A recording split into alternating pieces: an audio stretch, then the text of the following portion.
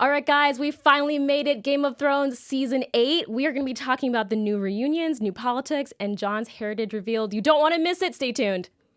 You're tuned in to AfterBuzz TV, the ESPN of TV talk.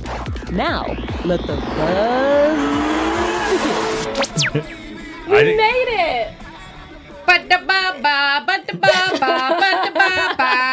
Season 8, you guys. I cannot believe we are finally here. We have been waiting for this for so long, and we are here. You guys, I'm your host, Anna K. Thomas, but I am not alone. To my left, please introduce yourself. Jeremy Dann, yes, professor of business at USC. Hey guys, I'm Tara Erickson. Yes, so we have Tara joining us today. Welcome. We're so happy you're here. Yeah, I'm happy to be here. Our buds, Kristen and Ryan, are actually gone. They are in Boston, Massachusetts at an actual castle doing a live watch and an after show for Xfinity. So you guys can follow them on Twitter, follow them on Instagram, and see all of their coverage. We salute them. We're so excited to watch that ourselves. We've been busy with God all day. And we have some sweet pics. Are we putting have those some up? Sweet pics. I'll show you that a little bit later. Okay. We can show them now, actually. So this is pictures of them inside the castle. Very cool. It's on the waterfront. Very spooky. A lot of hallways, candle lights. There's a little mini throne. There's our buds, Kristen and Ryan. Looking enjoying good. themselves. Looking great. Yeah. Awesome. They're good-looking people, by the way. Good looking. Ryan being Ryan. I don't even know what's going on there. He's wearing some sweet like gauntlets. He has some kind of armor on, actually. Oh, look at them with the map. my A live goodness. version of the map. That is so cool. And Wow. the house banners behind them, having a great time. It's amazing. It's amazing. So good luck to them. We know they're having a wonderful, wonderful time. And we miss you guys. We can't wait to have you back next week and for the rest of our season. So we're going to be talking about these new meetings, reunions, new politics, Jon's heritage finally revealed. But first, I want to hear you guys, your overall thoughts of Season 8, Episode 1. Jeremy, what do you think? For something that did not have the big action sequences, it was really enthralling. And I was really pleased with the writing. I think they did a great job of bringing some chemistry to different characters and different kinds of scenes than we've seen before. It was actually a really comfortable and funny episode in a lot of ways, and then pretty terror-filled. The night is dark and filled with terrors, and we saw that. Absolutely. Yeah, I thought it was going to be a slow-moving episode. It was not. It got to the meat, but also felt like a roller coaster on that dragon. I enjoy roller coasters, so I was all for the ride. I felt that. Me too. Right? God. That should be a ride. We talked about that. Like, that should actually be like a Disney or Universal ride. I don't know. They should partner, like the Harry Potter ride, you know? Okay, let's jump right into our first topic. I want to talk about these meetings and reunions. We have people we've been waiting for them to meet for 7, 8 seasons. We have reunions, people who didn't know other people were alive and well. I want to start with Arya. Arya reunites with a lot of people in this episode. Jon, I have a still of that coming up in just a second. So Arya and Jon we see. And then we also see Arya and Gendry. She also meets the Hound again. So how did you guys feel about, Tara, how do you feel about Arya's reunions with so many people? Well, I feel like it was weird. I wanted it to be happier between her and Jon, but there was tension almost immediately. And I thought that it was going to be filled with like, I've missed you, which there was a little bit of that, but then it was like kind of Bran, like, get back to it. But I feel like her thing with the Hound, she didn't let that bother her. She was just like, brush her shoulders off and like move on to Gentry and let's talk about blacksmithing, which I thought was great. She just like skipped to it. I love her. I just adore her. I mean, the reunions all around are great. Moved quick. Yeah, one quick thing about that. Shout out to Maisie for great acting in the opening sequence. When without a line, as the procession was going by, she had amazing reactions and just little smiles and everything else, and just conveyed these great notions just by her expressions. And her acting with Gendry, it was right out of kind of like 16 Candles or something. It was very teen movie, and their chemistry, you know, the line which was something like, don't you know any other rich girls? That was a really funny chemistry building situation. A reunion that I really like and want to talk about is the reunion between Arya and Jon. We have a still of that too. And I love it because we actually see Arya coming to Sansa's defense. And we're not really used to that. They have their own like sibling rivalry. So it was kind of nice to see when Jon said, oh, where were you? I could have used your help with Sansa. And she says she's she's the smartest person I've ever met. So it was nice to see Arya stand up rather than be so combative. And it really shows the Stark family trying to stick together in tough times. She's showing the legit respect post the execution in the main hall. and has really gained that respect. It's probably a few just weeks since then, and she's on Sansa's side. Yeah, I think it's a great line when she says she's fighting for our family, and then John is like, "Well, me too," but Arya's like, no. Absolutely.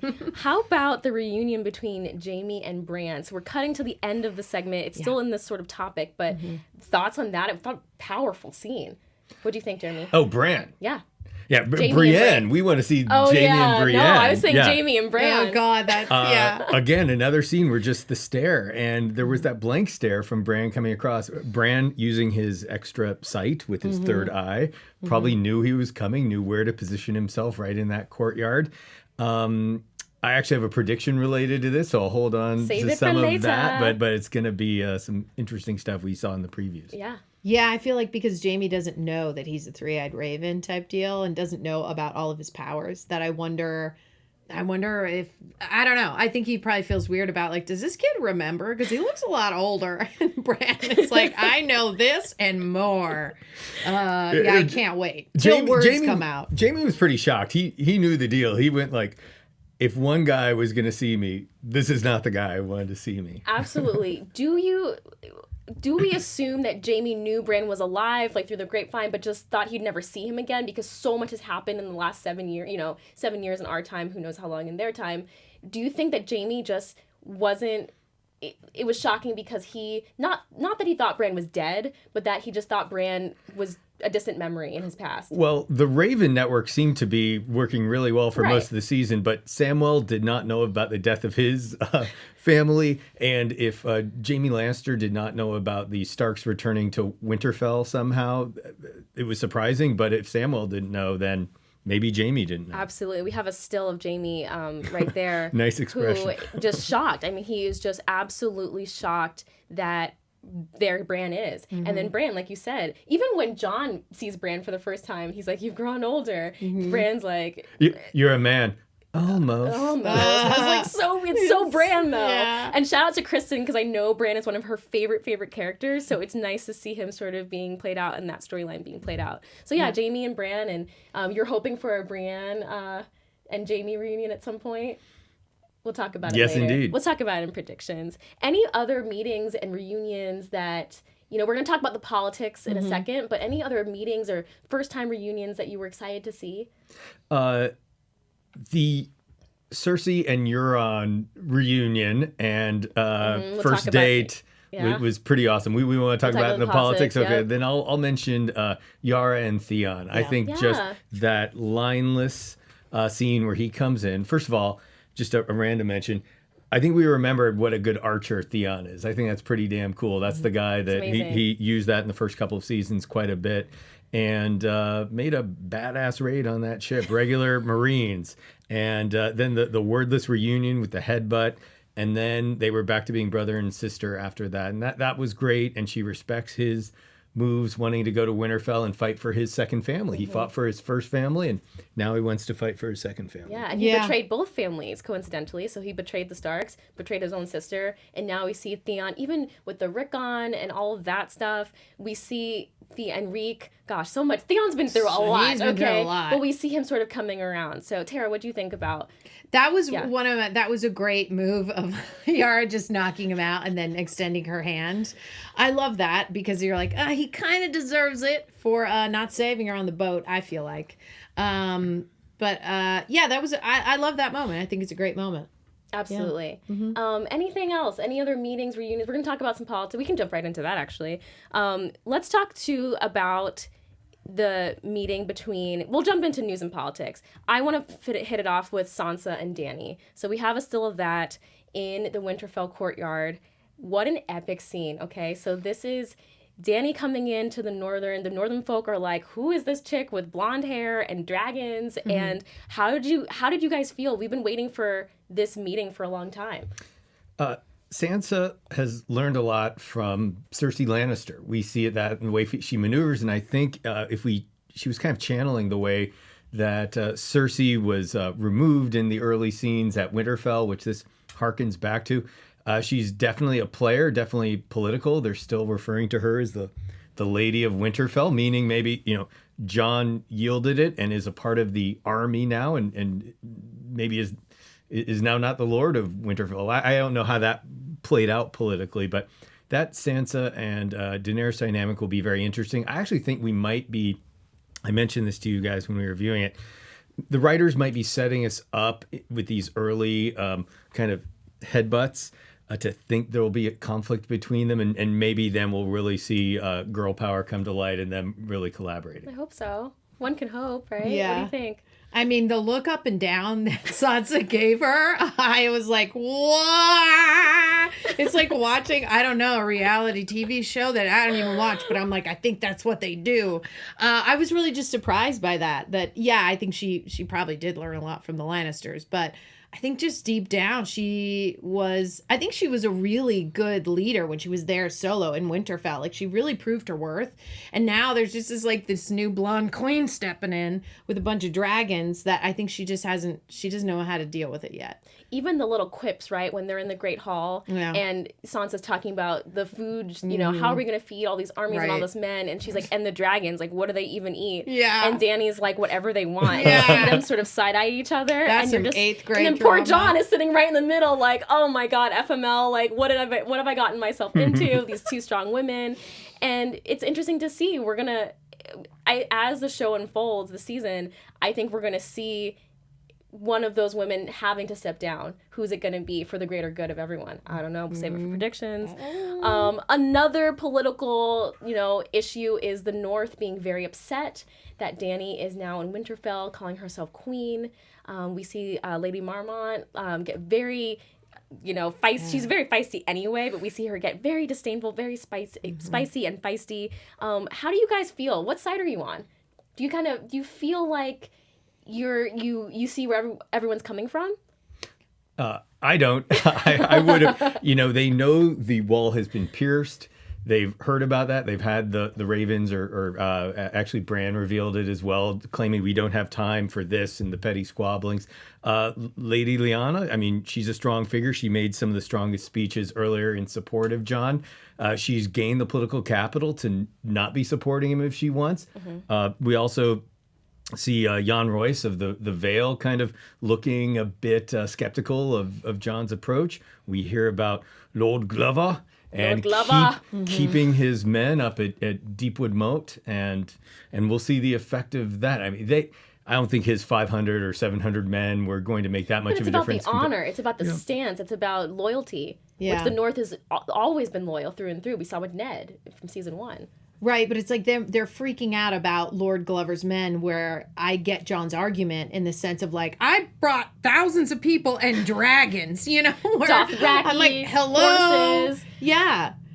So I don't really understand why they're still upset about it. It's like, if I saw a dragon, I'd be like, cool, I'm going to be on their side now. Yeah, I'm on that team. Sign me up for that. Sign me up for the dragons. Should we have kept this army where the grain was? If you're worried about feeding them, I can go back and feed them if you want. That was interesting. And another interesting element in the politics, I think the Onion Knight, Davos, is one of the most astute readers of people. I mean, he even states, I don't know many things, but I know people.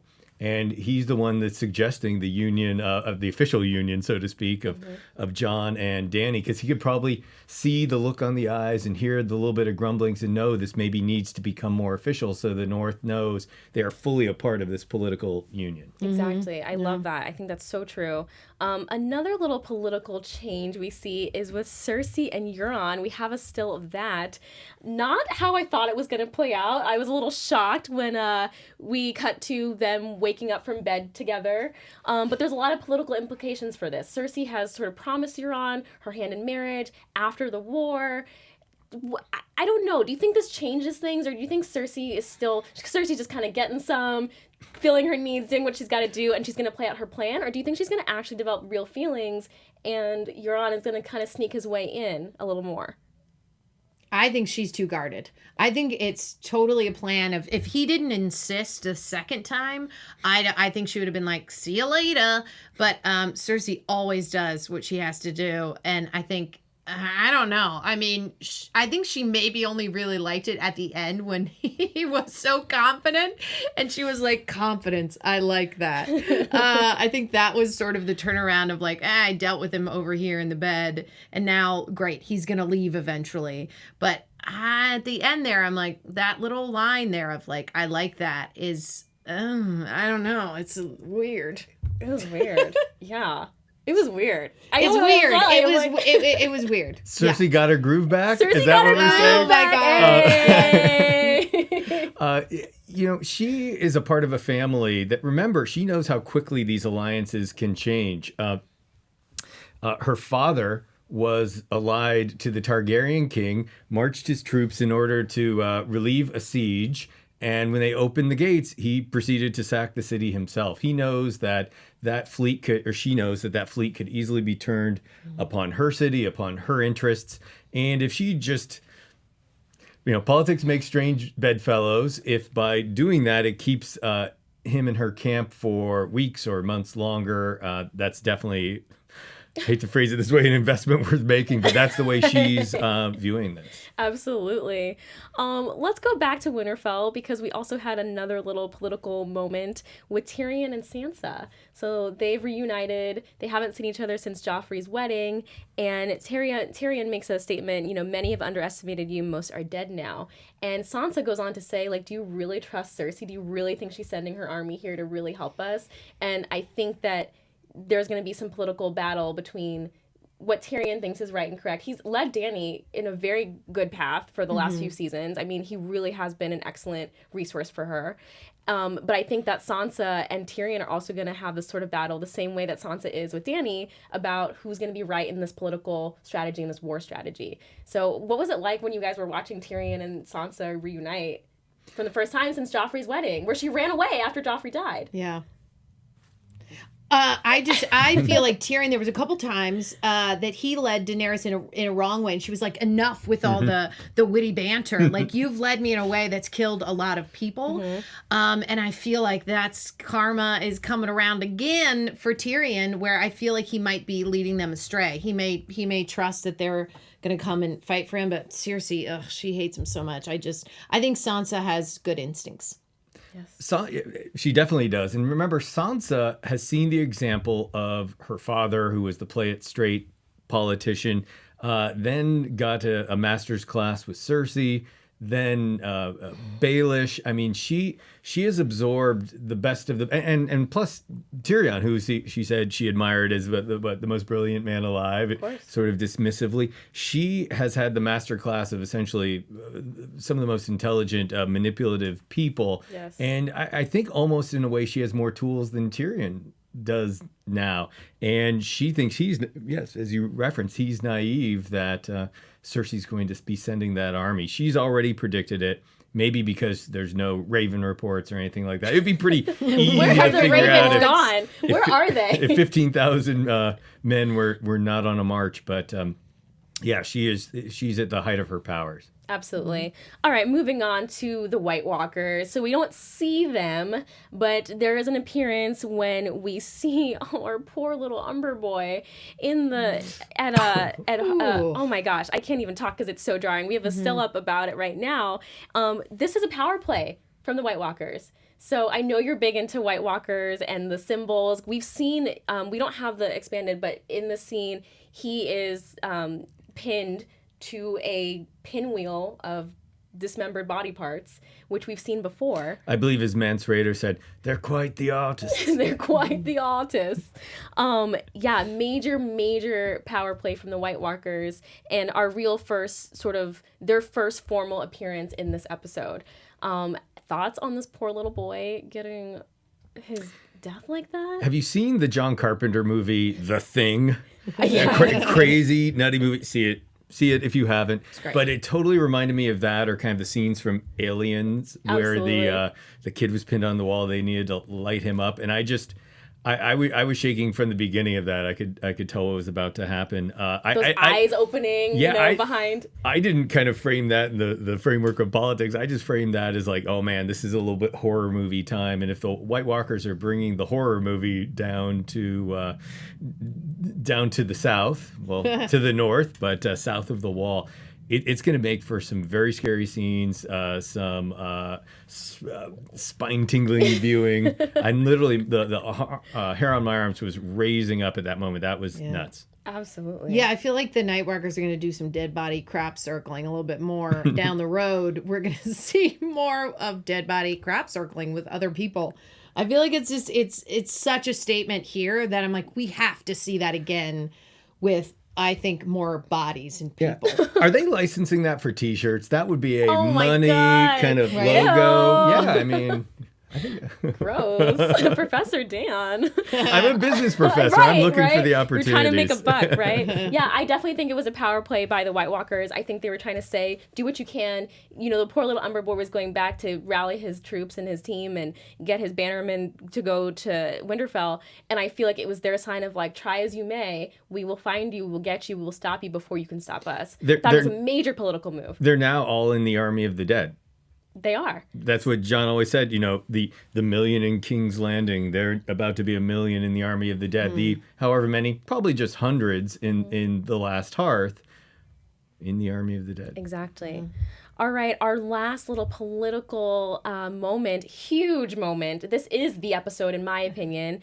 Jon and Sam reuniting down in the crypt. Jon finally finding out about his heritage. Huge moment. We were freaking out. Anyone who was on our live watch, our watch along, I mean, we were speechless. We did not think it was going to happen this early on in the season, and then it did. Reactions to that. Thoughts on that scene. Tara? So quick. It just happened so fast. I thought maybe Sam would just get overwhelmed about his dad and his brother dying, but he didn't. And he found out it just all the information all at once. I don't know. It just was so fast. I assumed they would milk it. But they didn't. And here we are. The fight for the throne begins already now. Yes, I thought they would milk that as well. I didn't see that coming, that reveal in the first episode. That I hoped it would be revealed not just via the revelations, but via maybe a Howland Reed appearance and potentially a little later on. It came so quickly. It came so quickly on the heels of him, the revelation about the death of his family and especially his brother, who he really loved. And imagine that, going from one experience right to the other. For the first time, I got a little sense of pettiness from Samwell Tarly, which maybe you wouldn't blame him for. Now Daenerys, in a way, is not his political ally in the way he thought she would be. If he can knock her down a peg or two, have Jon maybe be more ascendant, someone that he is definitely allied with, that's good for him politically. It's good for him from the pettiness point of view if he is not in line with the Dragon Queen. And but we did just frankly a bit of a different side of him, who's been one of the most selfless characters there's been. Absolutely. We're going to talk more about Jon's heritage in a little bit, but I just want to say thank you guys so much for tuning in. Tara's got a little message for you, but anyone who's been in our watch along and who's here now, we can't thank you enough. So Tara? Yeah, guys, thanks for making us the ESPN of TV Talk. If you can, please give us a like, add some comments. Please subscribe to the channel so you can stay in touch, watch every episode, because we love having you here. I mean, the best part, I think, about all of us being here at AfterBuzz is to communicate with you guys, see what you feel, what you like about the show, what we're saying. We can pull from what you guys want us to talk about. So make sure to like, subscribe, leave a bunch of comments, follow us on the social medias too, so that we can all stay in touch. We're a big family over here. Yeah, we are. Yeah. I love you guys. It's been so much fun already.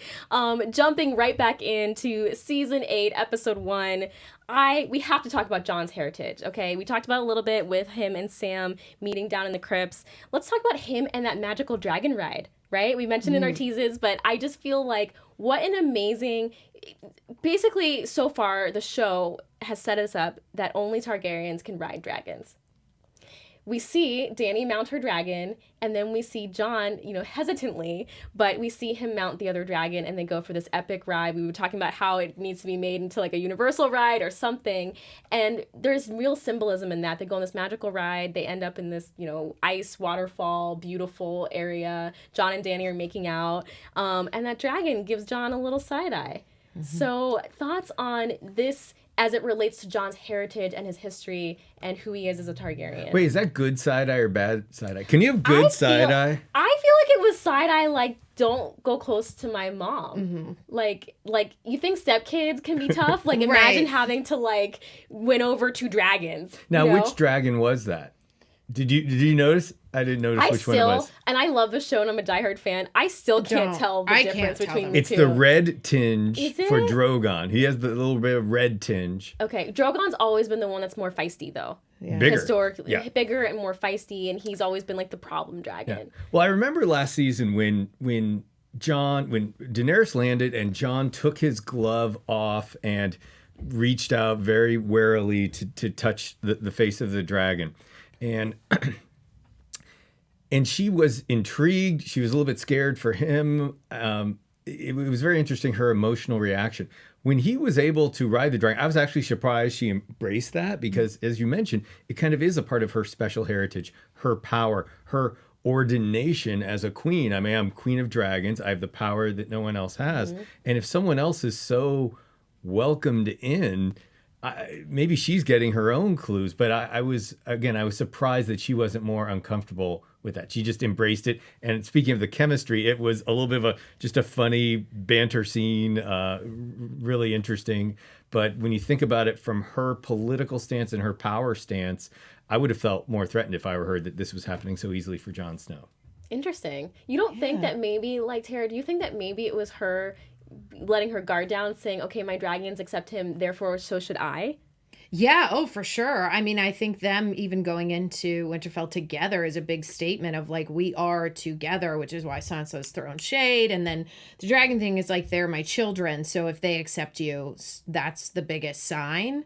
And I think in that moment, Jon was just so naive and kid-like, where he's like, well, what if they don't want me to? Like, I don't know how to ride a dragon. And, like, she just kind of giggles and is like, she's the queen of ultimatums. She's like, nice, then I guess I'll see you later, Jon. I know. And you're like, okay, so ride the dragon or never see me again. Right? Or die. Or die, yeah. It's like, it's so intense. And you're like, dang, Daenerys, so you're Dany's cool. an intense woman. She's like, intense. She from day one has been, I mean, she kind of, with her brother, like, had to find her own power, and even when she was with the Dothraki. She's a woman that ate a horse heart for love. For love! She's used to those symbols of, are you going to take the dare? And, Yeah. Yeah. But the dragon side eye at the end. So you think maybe it was, like, neutral or good? I think there's going to be some issues. I'm not as perceptive as you in the world of romance. I couldn't decode that view. I don't know. I mean, in my head, I'm like, do they know? Can they sense that maybe it's not right that they're together? That's a really interesting point. Like that he knows that he's a Targaryen because he has dragon blood in him, so that's why he can ride the dragon. But he doesn't know dragon yet.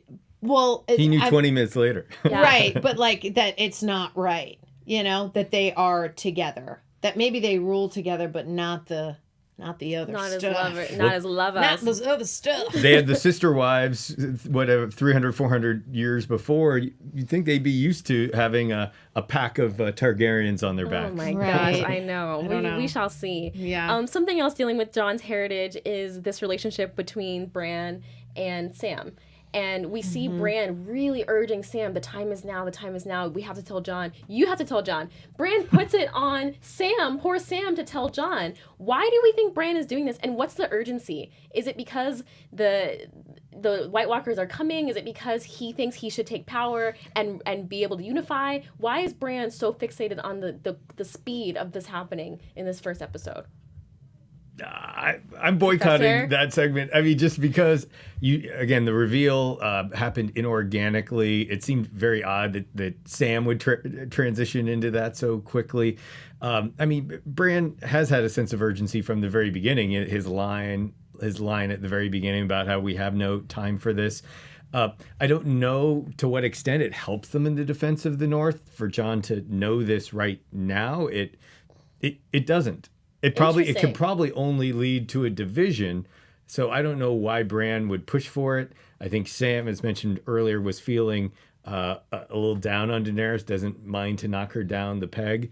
And maybe it's a little out of sorts. I don't see the continuity of that with some of the other decisions during the episode. But don't we think Bran knows all? I mean, he's the three-eyed raven. Don't we think that there, even if we don't understand it now, episode 1, that there is a plan and Bran has a plan and we should be down for that? You're not buying it. Bran does not know all. He can find all. He's like a guy that has the ultimate Dewey Decimal System and can look it up when he knows what to look for. Right. He did not know about Jon's parentage until Sam told him what to look for. He has centuries, he has a lot of gaps that he could probably look for if he knows what is important. So emphasis. Yeah, maybe he doesn't have the wisdom to be going along with the knowledge that he can gain. Yeah. Tara, what do you think? Yeah, I feel like Sam is probably at this point the best choice for telling Jon, because Jon and him had such a close relationship and he trusted him and they were both on the Night's Watch together. I don't know who else would have told him, honestly. I don't know who else I would have chosen unless it's Bran telling him himself. But Bran's a little weird now. And Jon, I think, saw that after he hugged him and was like, all right, dude, I don't get you, I think, anymore, but we're still my brother. I feel like Sam is the best choice to tell him.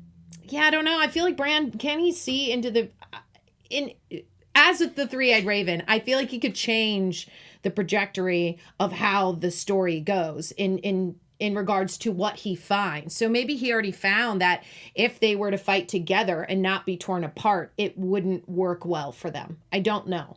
Maybe there has to be a fight for the throne in order for them to conquer the Nightwalkers. It can't just be everybody together because that's just not going to work. Mm-hmm. I don't know. Yeah, it's interesting. This is also the first time, speaking of Jon's heritage and him finding out the truth and him questioning who he is, this is the first time in a long time we've had all Stark family members that are still sort of alive under one roof. And so it'll be very interesting to see how all of these siblings, react to one another and treat each other as this sort of vie for the throne is being decided. We have not had a scene with all of them yet. We have not. Even Bran when was in the courtyard, I think. But even in the Great Hall, when he said, "I wish you were there, Arya. I could have used you with Sansa." It'll be interesting. That would be an interesting dynamic. It'd be interesting chemistry. We've not seen them act together in any sort of way, I believe. Do we think that the four of them will need to come together somehow in order to brainstorm the next plan or advance the story along further? 100%, I do. Yeah, they all have very different skills. They're like the X-Men. They all have very different mutant powers they're bringing out. I know. It's very, very true. I think it's time for some news and gossip. How do you feel about that? Let's do it. Oh my gosh, you guys. All right. You guys, did you know that they had Game of Thrones Oreos? They sold out on Amazon actually within 2 days, but I found out that they are available at Target now. Yummy. When I looked... and I'm going to add the link right now in the chat if you guys are on there to an actual Oreos beginning a video of the Game of Thrones title sequence made in Oreos, which I watched it twice. I'm a little bit obsessed. It's amazing to look at. And they spent a lot of time carving the Oreos. There's a whole article about it. Look it up. But also there is Game of Thrones Adidas that you guys can get for all of the houses, which I think are awesome. They'll run you about $160, but I think it'd be pretty cool to have some Adidas. And the business school prof in me really respects all this. All of it. All of it. Yes. And then lastly, they have a Johnny Walker Black Label Scotch that's called White Walker. So you can enjoy some White Walker Scotch while you watch Game of Thrones. I prefer wine because, wine and Game of Thrones just go together. But I might switch over to some White Walker. When you watch the Sept blow up? Yes. Nice goblet of wine. Nice goblet. The whole goblet all at once. Amazing. I think Jeremy Dan has a little information about Jaime Lannister. Yes. Well, in the arts and culture department, Nicola Coster-Waldau, after Game of Thrones, or after this season, because he's he's been done for a year with what he had to do. He is acting in Macbeth in the Geffen Playhouse in Los Angeles. So cool. So if you're looking to do a vacation to LA and want to get your next Game of Thrones fix, remember, Macbeth is a play from Shakespeare about murder and cover-ups. Pretty similar. He's been studying for this for the fitting. last 8 years. Yeah. So it's November 5th through December 8th at the Geffen Playhouse in Los Angeles. So cool. He announced it on Jimmy Kimmel the other night, but get your tickets now. It's going to be a hot ticket. I think we have to have like a field trip, and it's obviously research for this show. Right? Oh, yeah. Who doesn't want to see that? All right, cool. And we have a special segment for you guys tonight. Really excited about this. There was a new opening sequence and a lot of hidden gems. And for my diehard fans out there, you definitely want to watch this part of our show. Take it away, Jeremy Dan, with our special segment. Yeah, I've always had total respect for their opening sequence. I love the way that geography has played a huge role in Game of Thrones, and they've emphasized the map, and we see the new castles and fortresses and regions being brought up from episode to episode. You know, every once in a while I'd fast forward through it, but it's always fun to watch it a couple of times a season. This one is a must watch. So if you happened to TiVo it, DVR it, and you're going to fast forward through it, don't. This is a must watch. The changes, the way they go more granular inside of the different fortresses, inside of the castles, huge. We also, we went through it for about 15 or 20 minutes, freeze framing a ton of stuff. It's really hard to see some of it, but the bands of bronze or brass or whatever they are that are similar to the Valyrian ones steel, in old, maybe dare I say in Old Town. That's the way they tell their history. They circle the roof in the Citadel in Old Town, and we see a picture of, and it looks like to us, of a dragon taking down the wall using its blue breath to take down the wall. So that would be the very recent history, just maybe days before we entered this episode. Absolutely. We also see something that was hard. Again, it's hard for us to tell.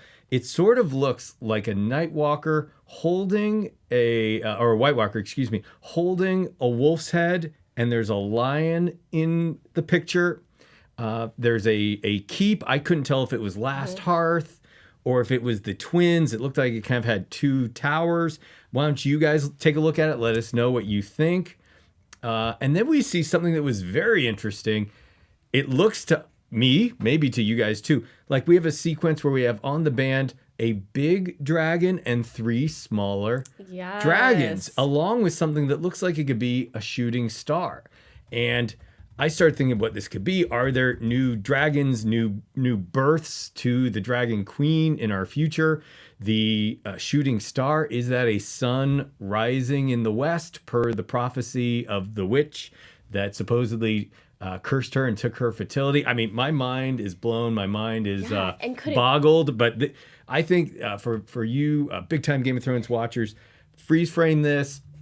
Analyze it. Let us know what you think. We're definitely not the be-all, end-all. We couldn't tell what some of the images were. I know, and I'm curious about this last image here with this dragon.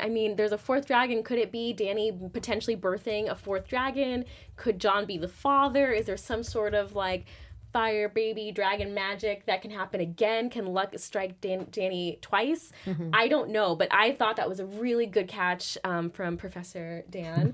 And I thought that was so interesting. And I love the history behind the shooting star and all of that. We also see, one still before this, we see the Iron Throne. We haven't really seen this pop up in the credits in this way ever before. Very interesting that they're putting such a heavy focus on it in our opening credits. Yeah, all the micro architecture going down into the catacombs at Winterfell, going into the catacombs at King's Landing, where we see the large skull of Valyrian the Dread. So and that was where I'm missing it. The green explosive fire. Yes. Yeah. What's the name of it? Dragonfire? No, the wildfire. Wildfire. Thank you. That was where the wildfire was stored. So it's interesting that they're going below the cities and showing that. We also see the last, I want to say hearth. Last hearth. But you say hearth. Tomato. We see the last hearth, which is, of course, where our poor Umber boy met his his demise. I know, we go there one time, and it's a mass murder scene. I know, right? Like, hello. I don't think we'll see that again in the opening sequence. I don't know if we'll see it again, but I think that Last Hearth there might be some more play there, maybe, potentially. Some Nightwalker play. Who knows? All right, amazing. Great special segment. That was so interesting. And yeah, for our super fans out there, definitely make sure you go back and watch the opening credits and freeze frame that and see everything there is to see.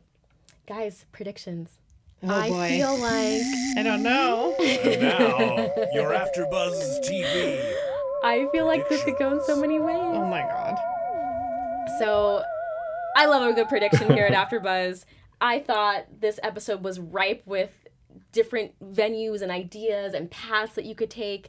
And for me, I was really, really excited at the end with that scene with Bran and Jaime. I was really excited to see how Dany and Sansa will play out. But I want to hear about what you guys thought first. J-Dan, what do you think? Well, I'm gonna riff off of what you were just talking about Jaime. So what's interesting about Jaime is he's been on, for most of the show, a redemption arc. With a couple of times he went lower. But he came north for the right purposes and in total alignment with all the people that are in the north to fight for the living. Bran is the one that spotted him from the beginning. We see in the scenes from next week, Jaime is accused and in the Grand Hall, and Daenerys don't like him. The Starks wouldn't like him because they don't like Lannisters, number one, and because of the issue with Bran. But then we've also seen the trailer for the season, and we see Jaime fighting amongst the forces in some pretty pitched battles. So my prediction, maybe with a little bit of the spoiler happening, is that somehow, whether it be Brienne testifying for him, or maybe even Bran, who knows more of the full history of his redemption tale and the fact that he had to be the Kingslayer in order to prevent the burn them all from happening, Jaime will be redeemed by some people there and vouched for, and somehow avoid death and become an integral part of their strategy and their fighting force. Mm-hmm. Absolutely. Yeah, I feel like Tyrion might step forward for him too. I also feel like all the Starks will obviously come together, like we already discussed. Will they though? I think that they will. I think that they all have to come together. It'll happen in a weird, unfortunate way, because I do believe that Jon bent the knee to Daenerys because he loves her and also because he doesn't think they can win the fight without her. But at this point, she is not a one to give up the throne or the crown easily.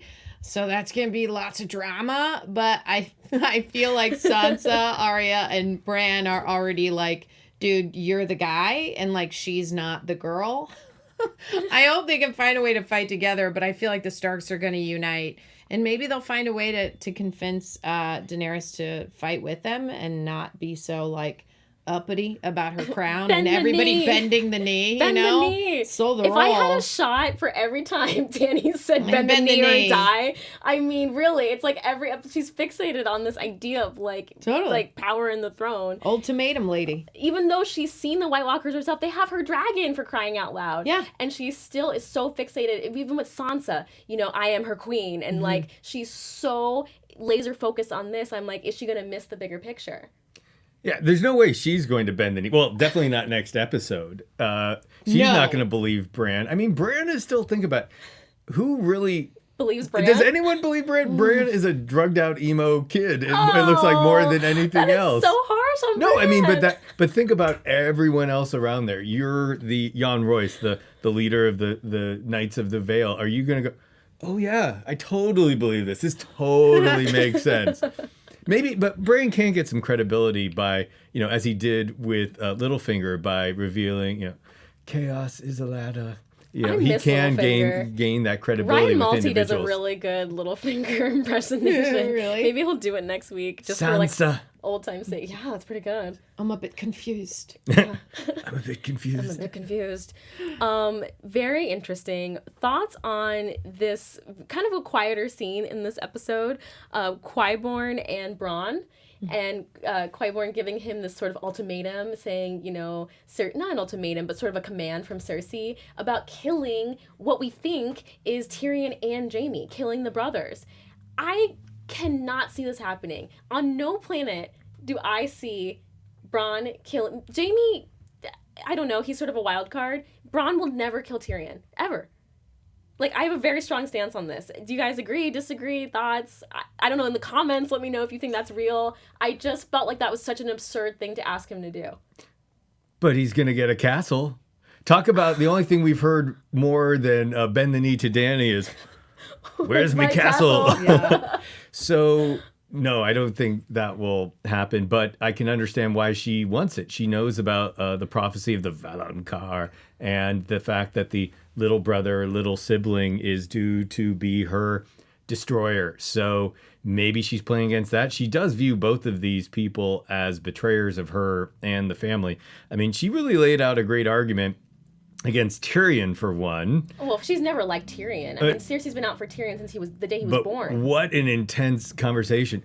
You would have a mother if not for me. You'd have a father if not for me. You'd have 2 children if not for me.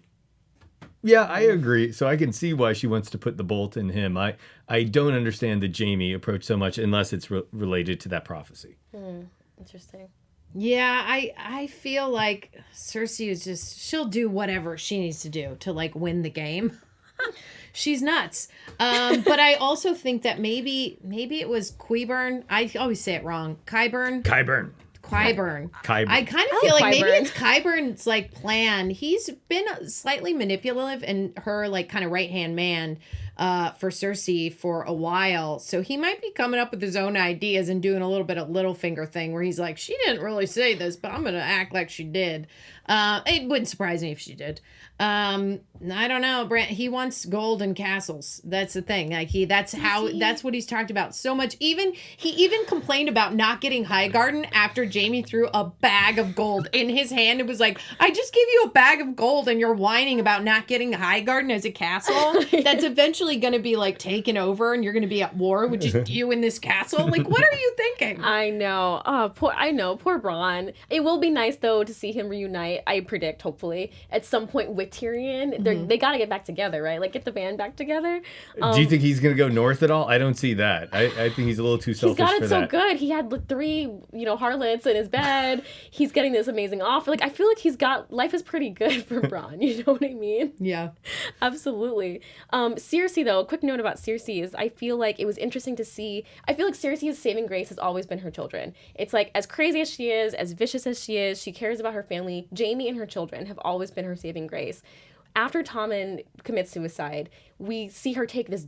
I mean, she had already taken a turn, but it goes dark. And it begs the question of who is Cersei without her children, which we had played out in season 7. And so I think it's very interesting to now see who's Cersei going to be without Jaime. Jaime was the last anchor. Exactly. She has no anchors. There's nobody. It's a blank slate. She could do anything. Euron slid in there though, so I don't know. But speaking of Cersei, another quiet moment, but I'm sure our super fans caught it. Cersei is drinking wine after her little tryst with Euron. In the last season, she alluded that she was pregnant. We're still not sure about what that means, if it was a political play, if it's the truth. Do you guys think Cersei is really with child? And if so, who's the daddy? Who's the daddy? No. I know you've thoughts. No, I never thought that. I thought that was something to keep Jaime there, and then to potentially, she realized how well that worked with Jaime and then used it to manipulate Tyrion. Because remember, Tyrion even stalling up or just thought that the troops were still coming and said now she has something to live for. So that's why the troops are coming, and I believe her. And Sansa, you're so naive. So probably Sansa from like 3,000 miles away can read that as a canard. A canard. A canard. The professor says. It's an SAT word. I hope I used it right. I love it. Teach us something. Tara, what do you think? It'd be a lot of great drama if it was Jaime's baby, but Euron thinks it's his, and then Euron is the one who helped save her and the land and went to war for her. But they don't have DNA testing back then, so I don't know. I mean, I did believe it. I was like, oh, maybe she is. And because, I don't know, she's had her and Jamie, they've done it. They've done it in season 7. They do it. They're all excited about like war and we're going to fight and we're going to fight the dragons. And then they like do it and they're all heated up. This is a family show. I know. What is happening? What is that? What is this? Your interpretive dance. This is, yeah. Oh my gosh. Well, we'll see what happens, how this will play out, because Cersei clearly has some disdain for Jamie because he's left her. Euron's coming into the picture. I did believe the pregnancy at first. I am now falling very suspicious of this pregnancy. And I just don't think it makes sense in where we are in the show. I don't think we have time to deal with like trimesters and a baby and like there's just too much going on. We have a war to fight. We have to get these bannermen together. Like I just think it's too much to deal with Cersei and her crazy pregnancy. So I'm gonna call BS and say that Cersei is not pregnant, and then we're gonna see that play out. Maybe her and Jamie will have a confrontation and he'll finally say, "You lied to me. What's going on? Like I thought we were good." Who knows? Time will tell. We'll see what happens. Any last overall thoughts before we sign off for today? Oh, I think that, sorry, I just want to say it real quick.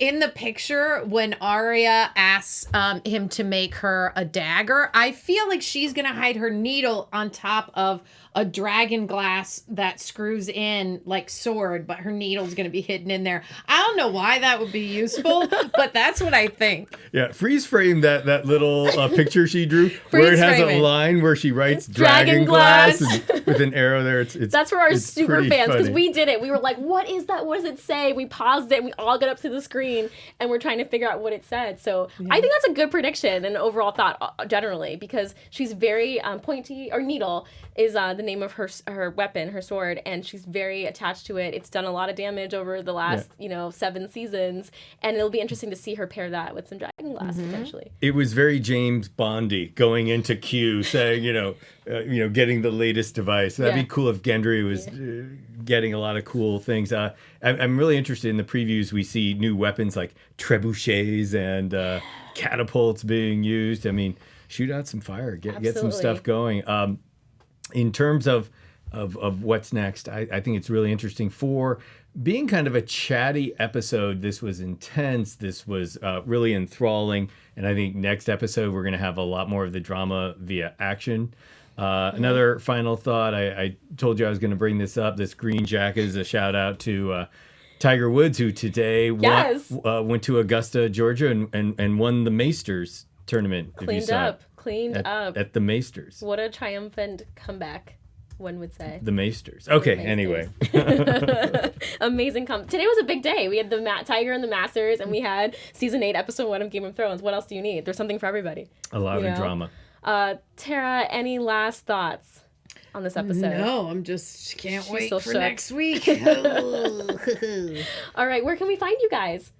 Right here next week. What's your social media? Any handles you want to give out? I'm Tara Erickson. You guys can find me on youtube.com/Tara Erickson, or on Instagram @Tara Erickson, Twitter @the Tara Erickson, all over. Jeremy?